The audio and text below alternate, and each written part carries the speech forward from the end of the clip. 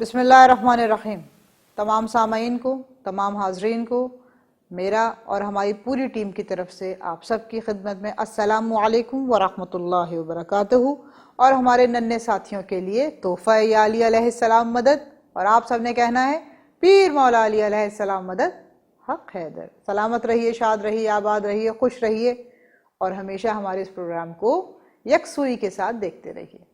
پیارے بچوں، آج ہم آپ کو ایک آپ کا دل پسند، جو آپ کو بہت زیادہ پسند ہے، جس کے لیے آپ پورے رمضان روزے رکھتے ہیں اور پھر انعقاد کرتے ہیں، ایسا تعارفی پروگرام جس میں ہم آپ کو بتائیں گے کہ عید کیا ہے، اور عید کا اصل مقصد ہمارے امیر کائنات اللہم صلی علی محمد وآل محمد وعجل فرجہم اجمعین نے جس طریقے سے بتایا کہ عید کو کس طریقے سے آپ کو منعقد کرنا چاہیے، عید پہ کیا اہتمام کرنا چاہیے جس سے آپ سب سے زیادہ خاص لگیں، سب سے زیادہ الگ لگیں۔ تو پیارے بچوں، اب ہم معجزے کا آغاز کرتے ہیں، اور معجزہ ایسا ہے جس میں حکمت ہے، جس میں علم ہے، جس میں معرفت ہے۔ امیر کائنات مسجد کوفہ میں بیٹھے ہوئے اپنے اصحاب سے بات کر رہے تھے۔ وہاں پر ایک شخص آیا اور آ کر 2 نفیس لباس مولا کے سامنے رکھ دیے۔ مولا نے لباس کی طرف دیکھا، پھر اس شخص کی طرف دیکھا، کہا مولا میں خیاط ہوں، میں درزی ہوں، میں آپ کے لیے یہ 2 نفیس لباس بنا کے لے کر آیا ہوں۔ ایک لباس بہت زیادہ نفاست والا ہے، بہت مہنگا ہے، وہ خاص آپ کے لیے بنایا ہے، اور ایک لباس اس سے کم محنت والا ہے، کم نفاست والا ہے، وہ آپ کے غلام کے لیے بنوایا ہے۔ مولا نے اس کا ہدیہ لیا، اس کو دعا دی اور کہا پروردگار عالم تجھے جزائے خیر عطا فرمائے، تو یہ میرے لیے کیوں لایا ہے؟ کہا میں اس لیے لایا ہوں کہ عید قریب ہے اور میں چاہتا ہوں میرے مولا اچھے سے اچھا لباس پہنے۔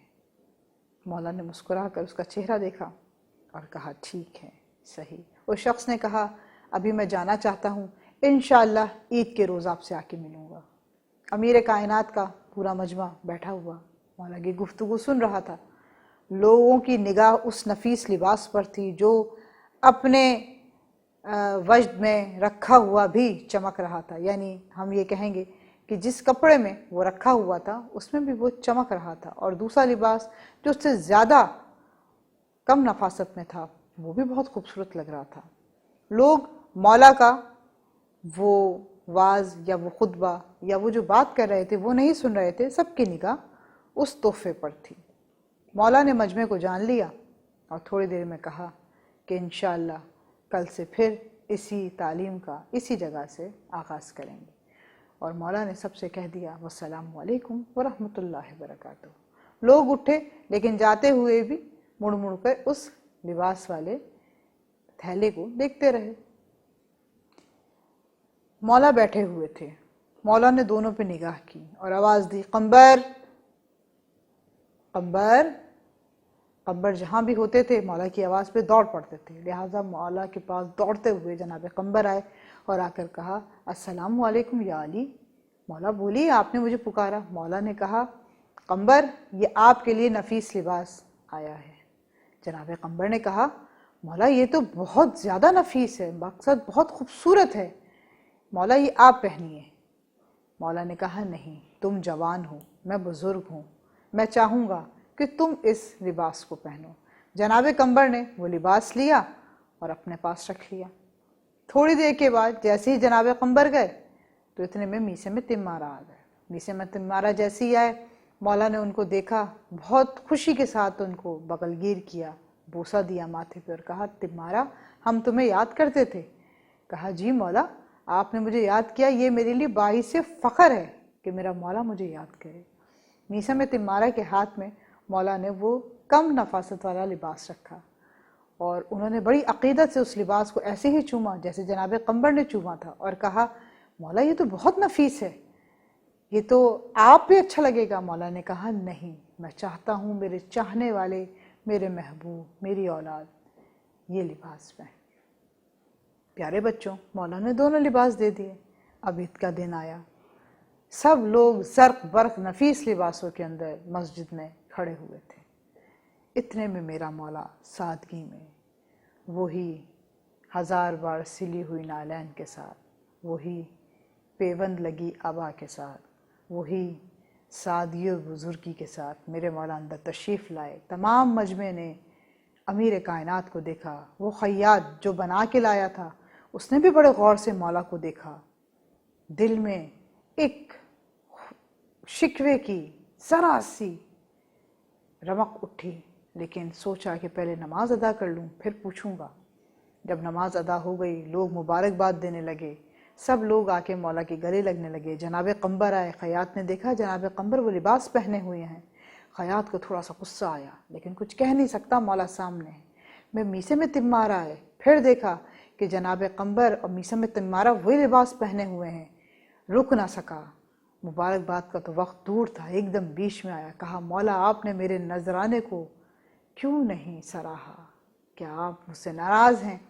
مولا نے کہا صبر رکھ، میں تجھ سے ناراض نہیں۔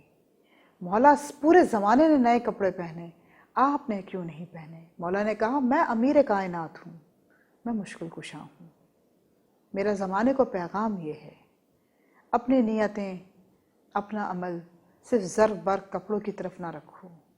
عید کا مقصد یہ نہیں کہ آپ مہنگے سے مہنگا لباس پہنیں، مہنگے سے مہنگی دعوت کریں۔ عید کا مقصد یہ ہے کہ انسان کوئی ایسا دن بغیر گناہ کے گزارے، بغیر کسی کا دل دکھائے گزارے، بغیر کسی کی دل آزاری کیے بغیر گزارے، تو اللہ تعالیٰ بھی خوش ہوتا ہے۔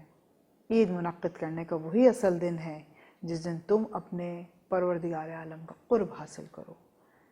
اے خیاط، میں جانتا ہوں تیری نیت، تیرا مقصد اور تیری محبت، لیکن خیاط میں ابن مشکل کشاؤں کا ابن مشکل کشا ہوں۔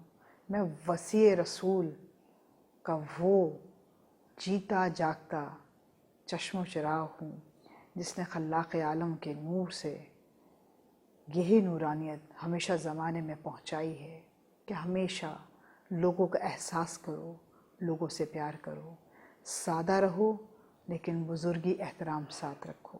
پیارے بچوں، ابن مشکل کشا امام رضا ہوں، امام موسی کاظم ہوں، سید الشہداء ہوں، کل کے کل آئمہ ہوں، ابن وسیع مشکل کشا کل کے کل آئمہ ہوں یا خاندان بنی ہاشم ہوں، سب کا عمل ایک، سب کا طریقہ ایک، سب کی عیدیں ایک اور سب کا غم ایک۔ انشاءاللہ العزیز دوبارہ آپ کو ایک نئے موضوعاتی کہانی کے ساتھ پھر دوبارہ آپ کے سامنے حاضر ہوں گے۔ اپنا سب کا خیال رکھیے۔ والسلام علیکم ورحمۃ اللہ وبرکاتہ۔